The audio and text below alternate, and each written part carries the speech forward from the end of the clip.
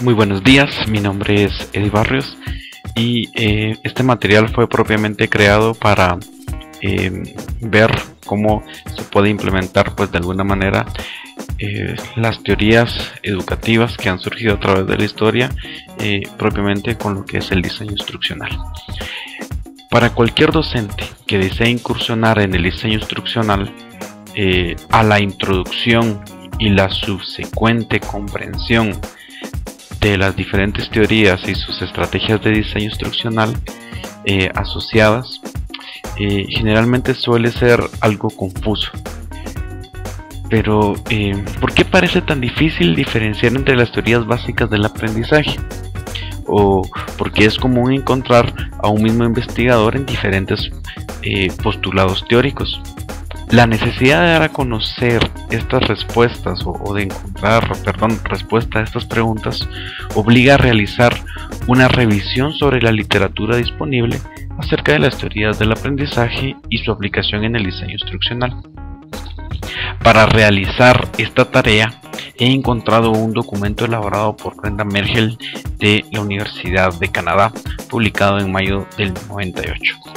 Comparto lo dicho por la autora, que el conductismo, el cognitivismo y el constructivismo son tópicos que se pueden analizar desde una perspectiva de empaquetamiento del conocimiento, y conceptualismo, por lo tanto, se considera mejor lograr una comprensión de sus fundamentos. Este es el inicio de nuestro tema a tratar.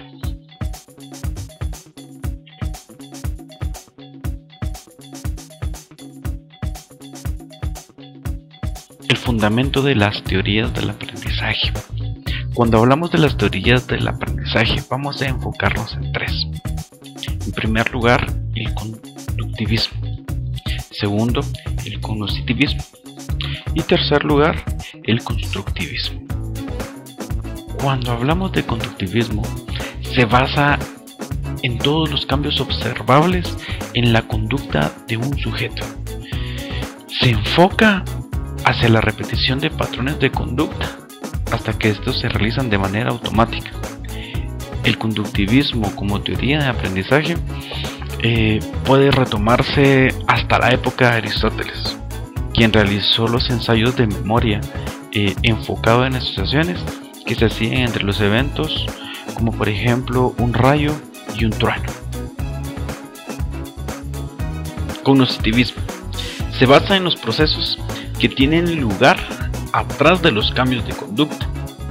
Estos cambios son observados para usarse como indicadores para entender lo que está pasando en la mente del que aprende.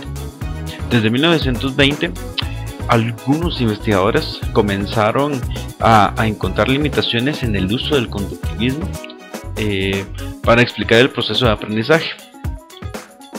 Por ejemplo, Edward Tolman, encontró que las ratas usadas en los experimentos mostraban algún tipo de mapa mental del laberinto que él estaba usando. Tolman observa que de alguna manera, pues cuando se cerraba determinada parte del laberinto, las ratas no se interesaban en intentar ciertas trayectorias que sabían que las conducirían a la parte bloqueada. Las ratas no podían ver que estos caminos los conducirían a un lugar sin salida, pero preferían tomar un camino más largo que sabían que les conduciría al lugar de la recompensa, que es parte de lo que conocemos como un condicionamiento operativo. El conductismo fue incapaz de explicar ciertas conductas sociales. Por ejemplo, los niños no imitan todas las conductas que han sido reforzadas. Es más, ellos pueden desarrollar nuevos patrones de conducta días o semanas después de su observación sin que éstas hubieran recibido ningún refuerzo. Debido a estas observaciones, Bandura y Walters difieren de la explicación del condicionamiento operativo tradicional, en la que el niño debe de realizar y recibir refuerzo antes de haber aprendido. Ellos establecieron que el individuo puede adoptar conductas mediante la observación del comportamiento de otra persona. Este postulado pues condujo propiamente a lo que conocemos hoy en día como la teoría cognitiva social. Por último, el constructivismo se sustenta en la premisa de que cada persona construye su propia perspectiva del mundo. Esto se puede dar a través de sus propias experiencias o esquemas mentales que la persona pues vaya desarrollando. El constructivismo se enfoca a la preparación del que aprende para resolver problemas en condiciones ambiguas. El pionero de la primera aproximación constructivista fue Bartlett. El constructivismo se sustenta en que el que aprende construye su propia realidad, o al menos la interpreta de acuerdo a la percepción derivada de su propia experiencia, de tal manera que el conocimiento de la persona es una función de sus experiencias previas, estructuradas mentalmente, y las creencias a utilizarse en este caso pues permiten dar una interpretación a los objetos y a los eventos que suceden a su alrededor. En otras palabras, lo que alguien conoce entonces es aterrizado sobre experiencias físicas y sociales, las cuales son comprendidas por su mente. Eso sería entonces el constructivismo. ¿Cómo distinguir una teoría de la otra? En un artículo de Peggy Elmer y de Timothy Newey, utilizan 5 preguntas pues, que previamente habían sido publicadas por Shunk, y 2 más pues que ellos agregan referentes a lo que es pues ya el diseño instruccional. Dentro de las 5 preguntas, pues la primera es cómo sucede el aprendizaje, cómo se da. La número 2 es qué factores influyen en el aprendizaje. La número 3, qué papel juega la memoria en cada una de esas teorías de aprendizaje. En algunas pues es bastante significativo, en otras menos. Cómo se da la transferencia de la información, qué tipo, y la número 5, pues qué tipo de aprendizaje es mejor explicado por la teoría. Esas pues fueron las 5 preguntas que ellos publican basándose en lo que previamente, pues como dije al principio, había escrito Shunk. Pero las 2 preguntas que ellos agregan, que son propiamente ya de un diseño instruccional, es qué suposiciones y principios básicos de esta teoría están relacionados con el diseño instruccional. Y la número 2, cómo debe de estructurarse la instrucción para facilitar aprendizajes. Entonces, esos son los cuestionamientos pues que de alguna manera habría que responder para poder investigar qué tipo, o en este caso pues distinguir, como dije al principio, cuál es el diseño o la herramienta, o en este caso la teoría educativa que se quiera implementar. Entonces pues sería precisamente que podamos responder de buena forma a estos cuestionamientos.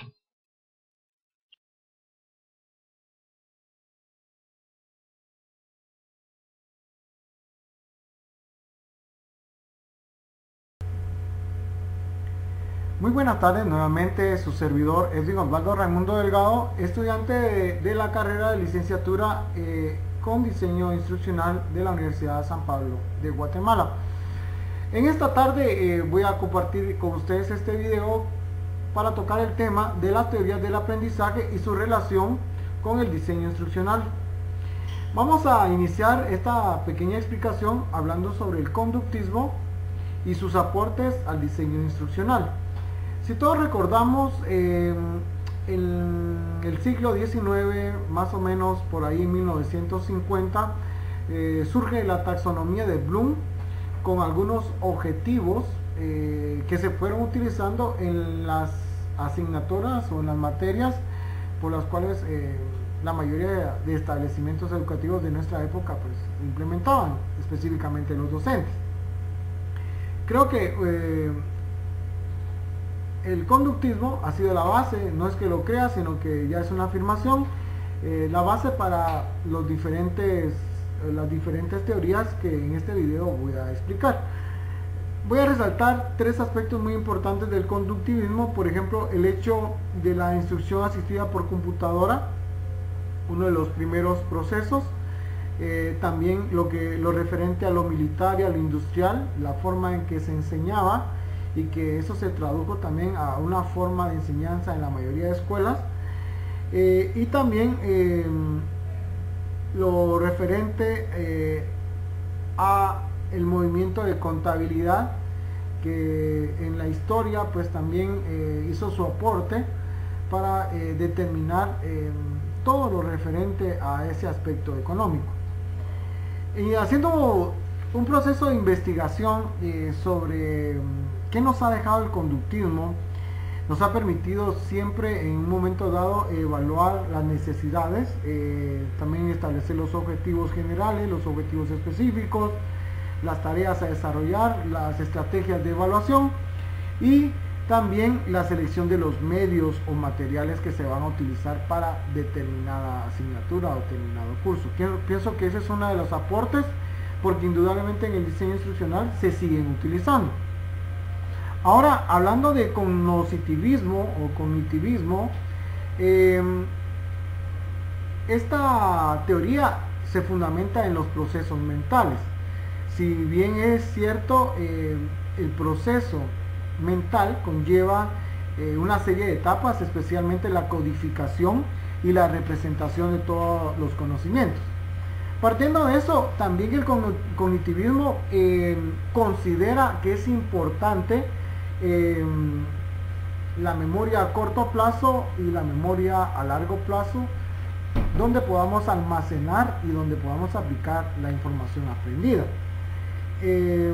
Lo que más me llama la atención en el cognitivismo, y es una característica fundamental, o sería uno de los aportes importantes para el diseño instruccional, es la implementación de organizadores avanzados, los dispositivos mnemónicos, y recordando y buscando también lo que era el significado de la palabra mnemónico. Básicamente encontré en internet que es un dato simbólico que identifica un comando generalmente numérico, y entonces me puse a buscar un ejemplo y encontré el siguiente. Por ejemplo, el panel de control de Windows. El panel de control básicamente nos ayuda a configurar nuestro hardware y nuestro software. Todo es a través de iconos. Esos iconos están haciendo tareas en lenguaje de la propia computadora bajo un sistema binario. Entonces, estas serían las características más importantes. Palabras claves para el cognitivismo, para mí es muy importante, especialmente el registro sensorial, la memoria a corto plazo, la memoria a largo plazo, que también debe tener su componente de almacenamiento, y por supuesto en globalizar la aplicación. Todo esto sería prácticamente el procesamiento de la información. Algunos efectos muy importantes que tienen todavía su trascendencia en el diseño dentro del diseño instruccional, básicamente sería, por ejemplo, la capacidad de análisis. Encuentro por acá también la capacidad de organización, los efectos de organización, de transferencia, y también de análisis y organización. Cada uno de estos elementos son claves y fundamentales para lo que estamos aprendiendo y para los que deseamos implementar esta corriente de diseño instruccional. Y por último voy a hablar del constructivismo. Yo pienso que los avances tecnológicos han llevado al constructivismo a acentuarse en las diferentes formas de aprendizaje. Recordemos que uno de los máximos pioneros en este aspecto es el doctor David H. Jonassen, quien nos dice que la instrucción debe de reforzarse, y más bien no debemos de incurrir o recurrir a moldear el aprendizaje. Entonces, en este aspecto se hace hincapié, por ejemplo, en una característica del constructivismo, que sería la negociación interna. ¿Cuál es la negociación interna o en qué consiste? Consiste, por ejemplo, en la capacidad que tenga yo de poder diseñar mis propios mapas conceptuales, mis propios mapas mentales, interiorizarlos, digerirlos, diríamos así, y poder profundizar ese conocimiento que tengo organizado a través de estas herramientas. Indudablemente, otra cuestión es la negociación social. Cuando hablamos de negociación social, nos referimos al hecho de colaborar en el aprendizaje, no solamente en mi aprendizaje, sino en el de otros. Y aquí vale la pena mencionar, por ejemplo, a las herramientas web 2.0. Las herramientas web 2.0 tienen esa característica muy importante, porque ahora podemos postear información en un blog y podemos permitir que otras personas comenten la información o otros se sumen al contenido y hacer del aprendizaje algo mucho más enriquecedor. Otro de los elementos importantes del constructivismo son los entornos de aprendizaje o los medios que utilizamos, el medio ambiente y para aprender. Es muy importante lo que se recalca acá, porque en base a ese medio vamos a poder aprender mejor y vamos a podernos también situar en la aplicación. Los resultados es otro elemento muy importante.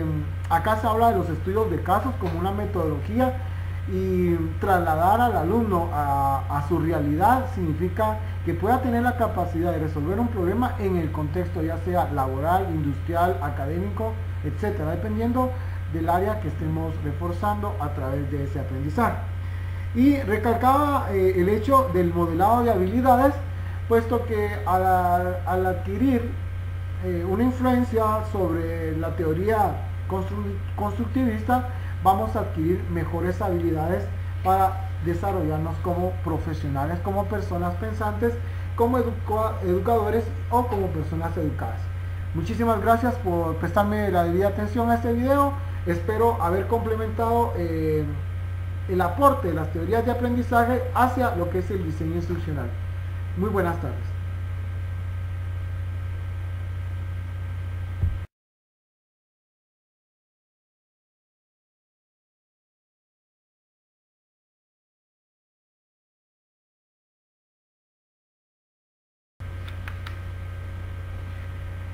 En este video, en esta segunda aportación, muy buenas tardes, mi nombre nuevamente es Edwin Raimundo Delgado. Quiero compartirles básicamente las diferencias, las debilidades que hay y fortalezas que hay dentro de las diversas teorías de aprendizaje. Voy a mencionar algunas, consciente de que estamos aprendiendo constantemente. Voy a hablar, por ejemplo, el hecho del conductivismo, cuyos mayores exponentes son Pavlov, Watson, Thorndike y Skinner. Bueno, estos científicos tenían por sentado el hecho de que todas las personas estamos sujetas a un estímulo y por lo tanto, si hay un estímulo va a haber una respuesta. Dado el caso de la mayoría de personas generacionales, o sea, estamos hablando de personas que estudiaron bajo esta teoría, son personas que si no tienen un estímulo no responden. Me refiero a que si lo que aprendieron en un momento dado no tienen cómo aplicarlo, indudablemente no lo aplican. Y es así como algunas personas adquieren conocimientos específicos generales, podría ser de determinado tema, pero al encontrarse con una situación y no tener los conocimientos, básicamente no realizan nada. Esa sería una de las debilidades. Pero pongámonos en el lugar de una persona que adquiere cierto conocimiento y al mismo tiempo se enfrenta a una situación diversa, a una situación, y los conocimientos que tiene los puede aplicar, y entonces ahí se da un factor motivante, y entonces hay un estímulo y hay una respuesta. Me ponía a pensar en el caso de un bombero. Un bombero, si ve que hay un incendio o hay un accidente, indudablemente al percatarse de una situación y puede hacerlo a través del estímulo que recibe, indudablemente va a lanzarse a proteger la vida. Pensaba en ese aspecto. Hablando ahora sobre cognitivismo, tenemos que hablar de Jean Piaget, uno de los mayores exponentes desde el campo del psicoanálisis, la parte psicoeducativa, psicológica y dentro de la parte educativa. Es importante ver que una de las debilidades muy marcadas dentro del cognitivismo es el aprender a realizar determinada tarea, pero que a veces aprender algo y nos trasladamos a determinado contexto o situación, no se puede poder resolver. O sea, me refiero al hecho de que si nos cambian la forma, tal vez no tenemos la capacidad de resolverlo. Por ejemplo, el sistema operativo de la computadora. Muchas personas le tienen miedo a la computadora porque tal vez aprendieron a usar un Windows 95, un Windows 98, y cuando miran un Windows XP, un 2000 o un 7, tienen temor. A eso se refiere al contexto. Y algo importante o muy beneficioso, o sería una fortaleza del cognitivismo, es el hecho de repetir ciertas tareas. Estos científicos dicen que a través de las tareas repetitivas nosotros podemos acentuar nuestro conocimiento, y es cierto, porque entre más hacemos las cosas, más rápido aprendemos, y si las volvemos a hacer no se nos olvida. Esa parte es fundamental. Pero también en esta teoría se habla de asociarse, o sea, habla directamente de lo que hoy llamamos trabajo cooperativo. En su momento podría ser trabajo en grupos, etcétera, pero es una forma también de aprender. Y dice que el reforzar nos permite de cierta manera corregir el aprendizaje, y es muy importante porque también se va a dar una motivación personal. Entonces, cuando yo estoy frente a algo y sé que lo puedo hacer, pero también encuentro alguna dificultad y estoy en el proceso de repetir y repetir y repetir y se me queda, eso me motiva a seguir aprendiendo. Entonces, ese es uno de los pilares del cognitivismo. Y para concluir, pues vamos a hablar del constructivismo, que es como diríamos así, la conexión con cognitivismo, constructivismo, tiene relación con el diseño instruccional, pero vamos a hablar específicamente de algunas debilidades del constructivismo. Me quisiera referir, por ejemplo, al hecho de que en el constructivismo ya el maestro simplemente es un acompañante, es quien cumple el papel de facilitador, pero no se ve muy bien esto, porque se requiere de cierta manera el contacto, la presencia del docente, por ejemplo.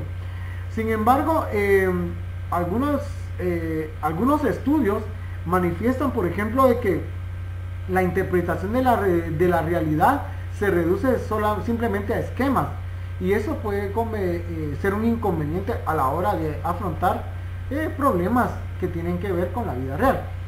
El pensamiento divergente también habla acá, o sea que no se enfoca en algo, sino que en cierta manera va creciendo, y que los objetos que se relacionan en el constructivismo van a depender mucho de nuestras capacidades cognitivas. Entonces es algo que se tiene que trabajar, es algo que se debe de estar construyendo, alimentando constantemente. Dentro de lo positivo, habla sobre las experiencias previas. Hablar de experiencias previas es algo enriquecedor, porque eso nos va a llevar a lo que llamamos aprendizaje significativo, y que ese aprendizaje significativo puede servir de modelo y sirve para generar nuevo conocimiento. Y creo que en esa parte estamos todos de acuerdo, porque es fascinante ver cómo un alumno va desarrollando su aprendizaje, pero al mismo tiempo va creando, va armonizando sus conocimientos previos y amarrándolos con otros conocimientos para fortalecer su conocimiento.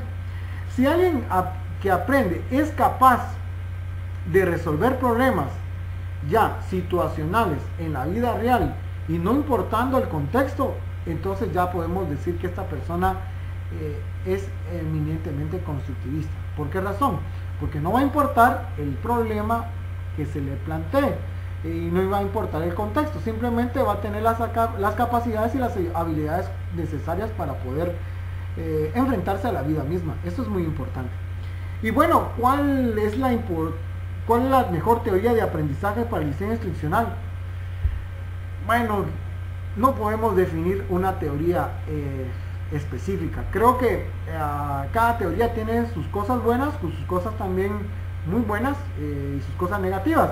Entonces había que estudiar las debilidades y las fortalezas, y como diseñador instruccional determinar también hacia qué población va dirigido nuestro contenido instruccional. También hay que tomar en cuenta el contexto, Y todo esto nos va a permitir en un momento dado diseñar una estrategia de aprendizaje que cubra nuestras competencias. Al hablar de competencias, todos sabemos que es el saber ser, el ser, el qué hacer, cómo hacerlo y también el cómo emprender. Esto es importante. Y entonces creo que el diseño instruccional tiene las cosas más relevantes de cada una de estas teorías. Sin embargo, hay que estudiar a profundidad qué es lo mejor para poder implementar un buen diseño curricular y también un diseño instruccional, que es lo que nos ha correspondido explicar en este video. Muchísimas gracias. Todas las teorías permiten tener una visión mucho más amplia de la vida. Esperamos que toda la información que hemos compartido les sea de su agrado. Esperamos vernos en una próxima oportunidad. Que tengan muy buena tarde.